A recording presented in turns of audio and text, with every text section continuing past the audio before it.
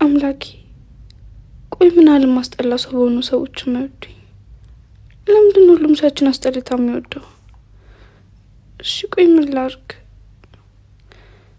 ቆይ ወንድም እሺት ነው ያለው፣ እሱን ብቻ ጠብቅልኝ።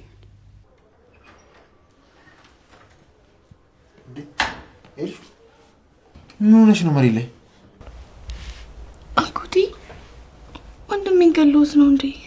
ወይ ማሬ አልነገርኩሽም? ለካ ወንድምሽ እኮ ተለቆ እየመጣ ነው። ምን? ከምር ነው? አዎ ከምሬ ነው፣ እየመጣ ነው።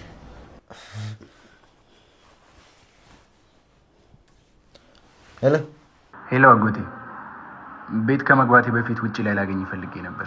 ምን ነው? ለምን? እዚህ እኮ ሁሉም እየጠበቁ ነው።